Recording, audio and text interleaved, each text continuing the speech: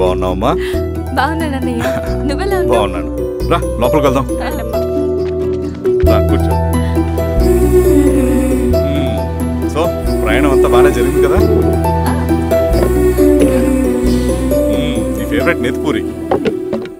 రా వడ్డిస్తారా? ప్లేట్ తిప్పు. నాకొద్దన్నయ్య, నాకు మంచి కాఫీ తాగాలని ఉంది.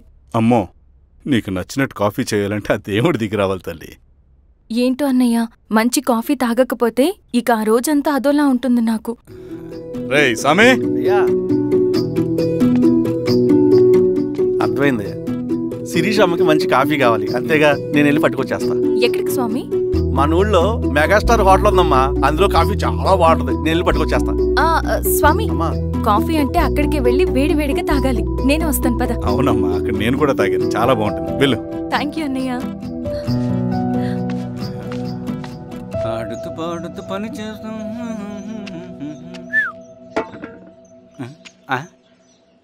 ఏంది మీ పిల్లగాడికా? అవును. ఒకసారి పెట్టుకొని చూస్తా. పెట్టుకో.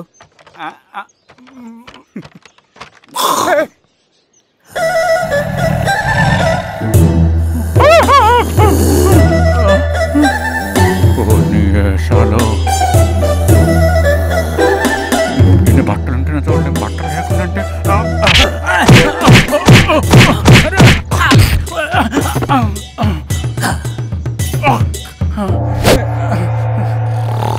చంపేస్తా. నీకు దండ పెడతా.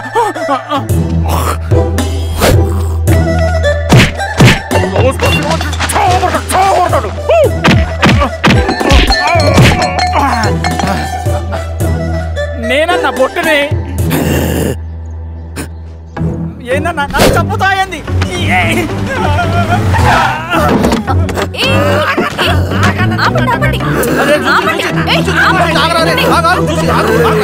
రాత్రి దొంగ సినిమా చూసాడమ్మా, పొద్దున్న నేను పొలాన్ని కొంచెం చంపేస్తాడమ్మా. మేడం మంచి కాఫీ పెట్టు. మేడమా?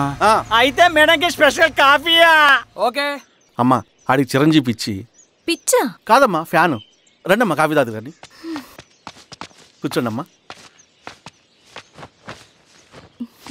ఏంటి స్వామి ఇతను? చాలా మంచోడమ్మా, మెగాస్టార్ సినిమాలు చూసి సినిమాలు అయిపోతాడు. స్వామి అమ్మా, ఈ కాఫీ నేను ఎక్కడో తాగాను. మేడంకి స్పెషల్ కాఫీయా? పద మేడం రాసుకో చూచి. కూర్చో.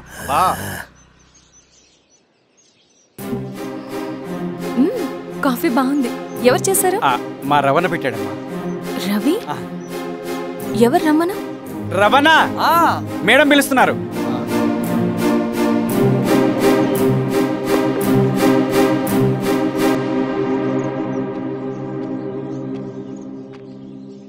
ఇతనే రవణ. శిరీష మీరా? రవి నువ్వేంటి ఇక్కడ? కాఫీ బాగుందా? చాలా. అది కాదు రవి, నువ్వు ఇక్కడ? ఈ హోటల్ మనోల్దే. మన ఫ్రెండ్స్ అందరు బాగున్నారా? చాలా బాగున్నారు. అవును మీరేంటి? ఏమైందన్నా? స్వామి త్వరగా కారుతా. జాగ్రత్త అన్నా, త్వరగా పట్టిది అన్నా. త్వరగా పోనీ.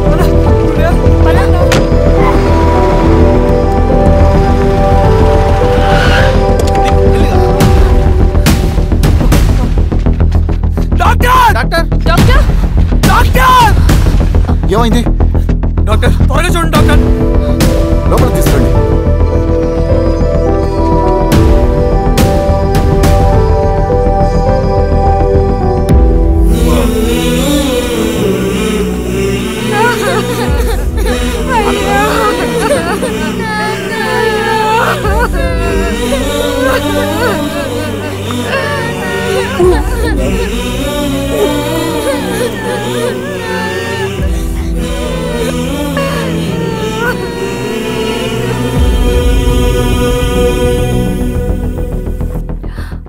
ఎలా ఉంది డాక్టర్? డాక్టర్ చనిపోయాడమ్మా.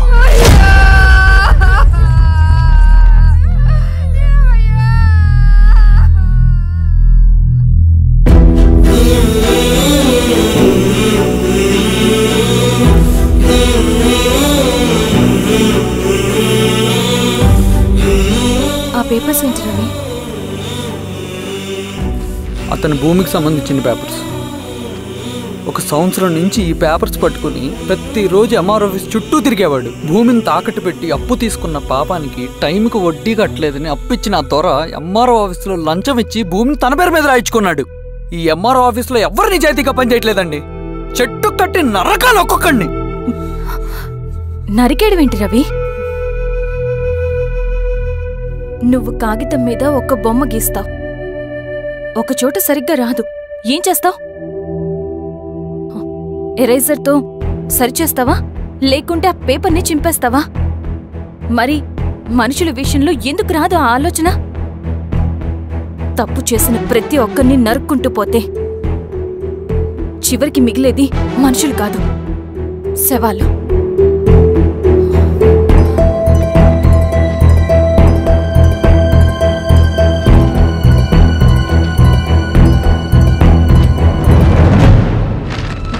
పదరవి రా.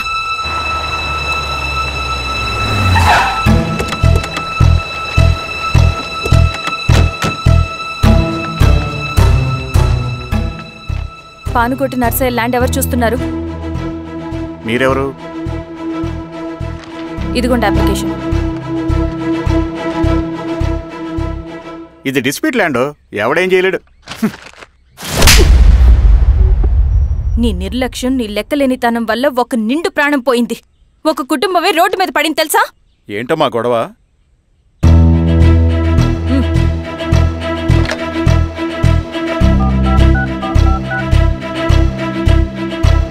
Hello sir.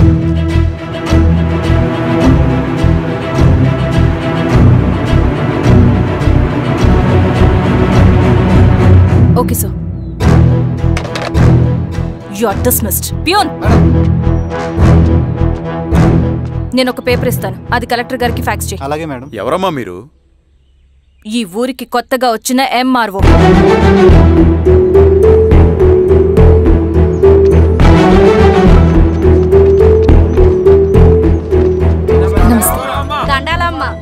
మీ పరిస్థితులు నాకు తెలుసు. పని చేస్తేనే మీకు పూట గడుస్తుంది. పనులు మానుకుని మీరు ఈ ఆఫీస్ చుట్టూ తిరగాల్సిన అవసరం లేదు. మరి ఎట్టాగమ్మా? నేనే మీ ఊరొస్తాను. ఆ రోజు అరగంట వీలు చూసుకుంటే చాలు, మీ పని పూర్తయిపోతుంది. దండాలమ్మా.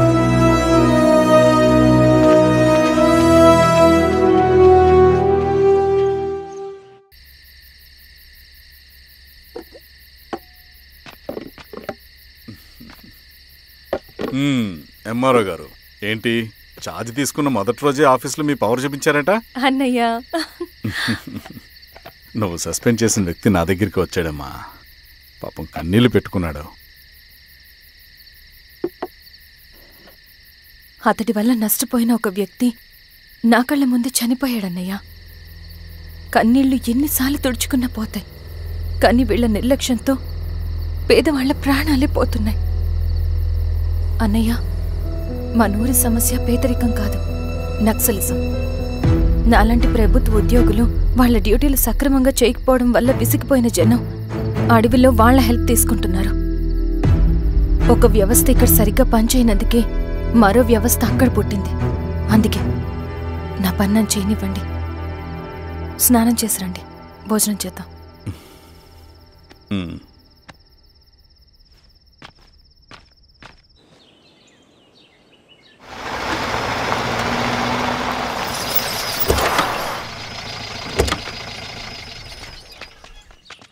నమస్కారం అమ్మా. నమస్తే. ఇలా రండి. మీ ఊరు నుంచి కొందరు ఎంఆర్ఓ ఆఫీస్లో అప్లికేషన్స్ ఇచ్చారు. తను వాళ్ళ పేర్లు చెప్తారు, వాళ్ళని పిలవండి. అలాగే మేడం. వెళ్ళండి. Madam, coffee. నువ్వెప్పుడు వచ్చావు రవి? మీరు గంటకోసారి కాఫీ కావాలంటారు కదా, మాటి మాటికి వెళ్ళి రావడం ఎందుకని వచ్చేసా.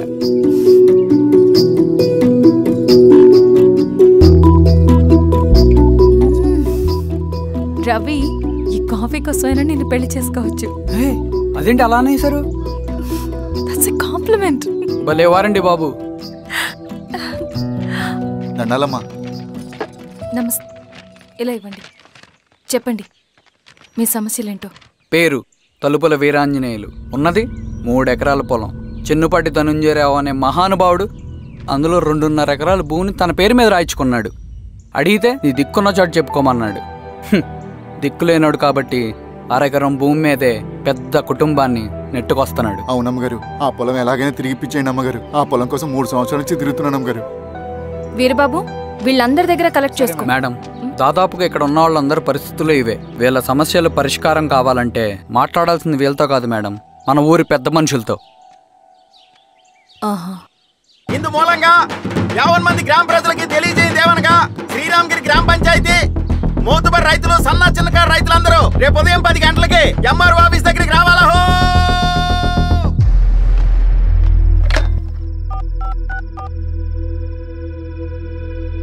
హలో, ఎవరు?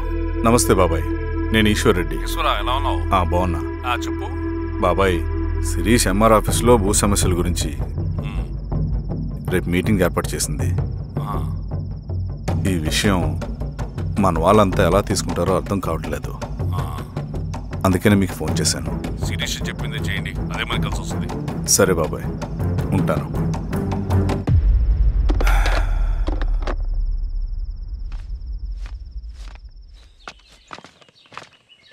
నమస్తే మేడం. నమస్తే అమ్మా. కూర్చోండి.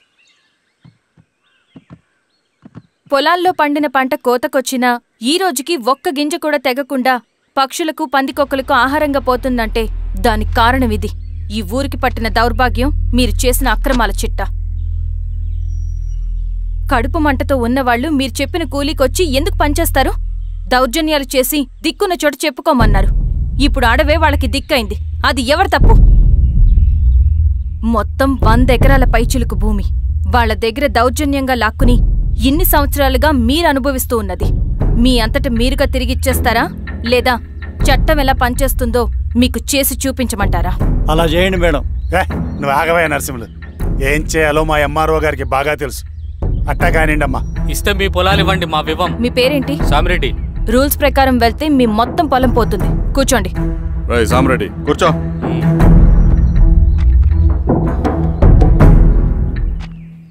ఏమ్మా, సంతోషమేగా? మరీ నువ్వు అనుకున్నంత చెడ్డవాళ్ళేం కదమ్మా మనోళ్ళు.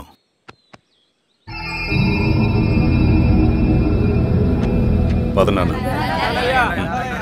నమస్తే.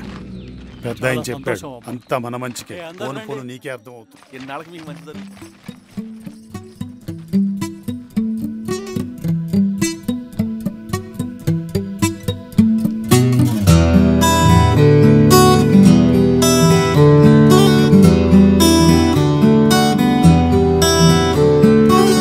కలలా కలిసే కలలే మురిసే నిదురైపోతేను వస్తావని, నాతో కలిసి నువ్వు నడిచేటి రాస్తాని కోసం ఎదురే చూసే.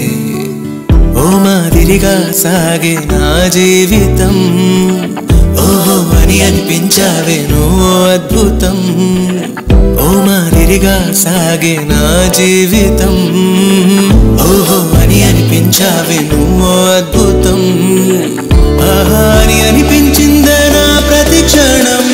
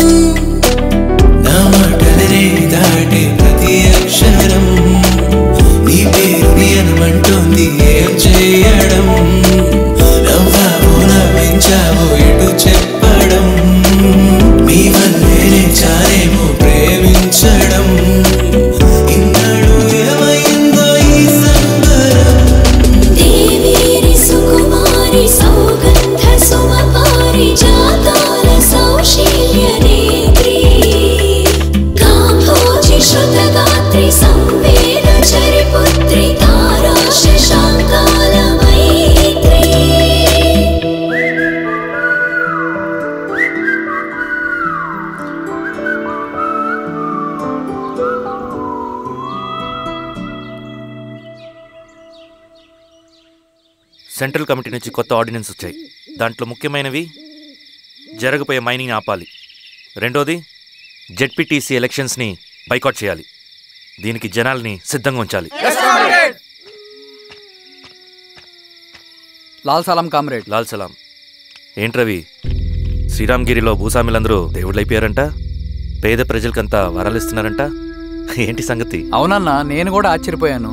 ఒక గవర్నమెంట్ ఆఫీసర్ తలుచుకుంటే ఒక ఊరు క్షణాల్లో ఎలా మారిపోద్దో నా కల్లారా చూశానన్నా. అది కాదన్నా, అంటే నా ఉద్దేశం వాళ్ళు ఏం చేసినా దానికి ఒక స్ట్రాటజీ ఉంటుంది. శిరీష వాళ్ళ వర్గానికి చెందిన అమ్మాయి. ఆ అమ్మాయికి ఎంత పాపులారిటీ వస్తే వాళ్ళకంత మంచిది. ఎందుకంటే వాళ్ళ అన్నయ్య ఈశ్వర్ రెడ్డి రాబోయే జెడ్పీటీసీ ఎలక్షన్స్లో చైర్మన్గా పోటీ చేయబోతున్నాడు. ఈ అభిమానం మొత్తం వాళ్ళు ఓట్ బ్యాంక్గా మార్చుకోపోతున్నారు. అంటే అన్నా, శిరీష అయినా ఎవరైనా ఒకే తాను ముక్కలే. అధికారమే వాళ్ళ అవసరం తీరుస్తుంది. వీళ్ళందరూ అధికారం కోసం ప్రయత్నం చేసేది వాళ్ళ ఉనికిని కాపాడుకోవటం కోసమే. రేపే నామినేషన్ వేస్తున్నారు.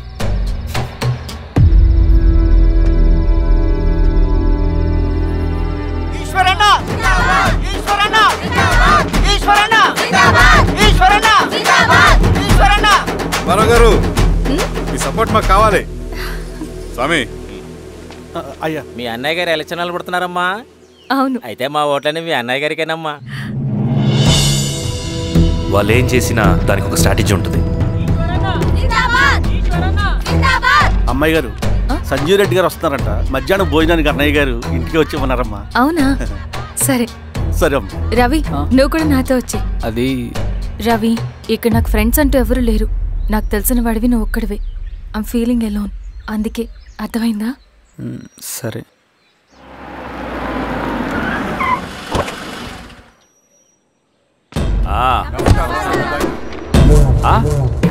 సురా, బాగున్నావా? నమస్తే చెన్నారెడ్డి. నమస్తే. బాగున్నారమ్మా? సుబ్బారెడ్డి, ఊళ్ళో మనోళ్ళంతా బాగున్నారు కదా? ఈశ్వరా, అంతా బాగున్నారు బాబాయ్. సంతోషం. ఈసారి మళ్ళీ మనం ఏకగ్రీవం అవ్వాలి రెడ్డి. మనకు పోటీ లేదు, మనదే విజయం. సంతోషం. కూర్చోండి.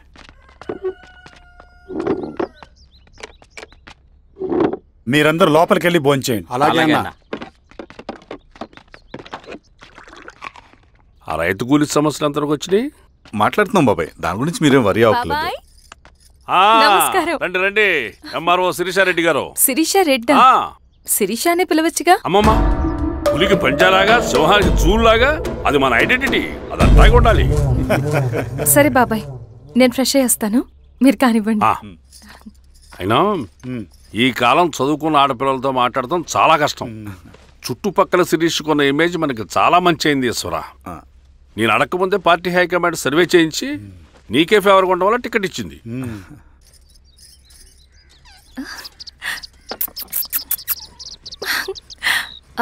అనేవాళ్ళు ఎక్కడ? బయటికి వెళ్ళారమ్మా. ఓ, బయటికి వెళ్ళారా? రవిని పిలువు. అలాగే. మేడం. రవి, రా రా, కూర్చో. పర్లేదు మేడం. మేడం ఏంటి? శిరీషానే పిలవచ్చుగా. అది కాదండి, ఎవరైనా చూస్తే. కూర్చోవయ్యా. ఇది ఆఫీస్ కాదు రవి, మా ఇల్లు. పట్టించు. సరే అమ్మా. రవి, అడవిలో నక్సల్స్ ఎక్కడుంటారో తెలుసా నీకు? ఏంటి శిరీష? అడవిలో నక్సల్స్ ఎక్కడుంటారో తెలుసా నీకు? ఎందుకు శిరీష గారు? తెలుసా తెలీదా? నాకెలా తెలుస్తుందండి? చూచాయిగా ఆయన తెలీదా? సరే, ఎక్కడుంటారో నాకు ఐడియా ఉంది. సాయంత్రం ఇద్దరం కలిసి వెళ్దాం. అది కాదండి. నువ్వు వస్తున్నావు అంతే, తిను. ఇది ఎక్కడ కూడా రా బాబు. సడన్ గా నక్సల్స్ అంటుంది, అడుగుంటుంది.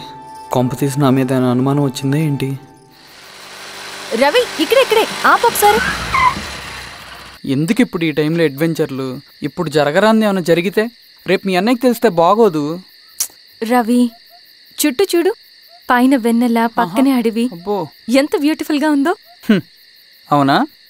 అవునా ఏంటి? అసలు ఎప్పుడు చూసినా ఎందుకలా డల్ గా ఉంటున్నావు? కాలేజీలో ఇలా ఉండేవాడివి కాదు కదా, ఏమైంది? అది ఒక్క నిమిషం. హలో మేడం, పేషెంట్కి అర్జెంటుగా ఏ పాజిటివ్ బ్లడ్ కావాలి మేడం. రవి, అర్జెంటుగా హాస్పిటల్కి పోనీ. ఏమైంది? పోనీ. రండి మేడం, ప్లీజ్ రండి. పోలీసులకి నక్సల్స్కి కాల్పులు జరిగాయి. ఆ కాల్పుల్లో గూడెం కుర్రాడు ప్రాణాపాయ స్థితిలో ఉన్నాడు. తన బ్లడ్ మీ బ్లడ్ సేమ్. ఆ బ్లడ్ గ్రూప్ మా హాస్పిటల్లో లేదు. అందుకే మీకు కాల్ చేశాను. ఓ అవునా? అవును మేడం. పదండి డాక్టర్. Thank you madam.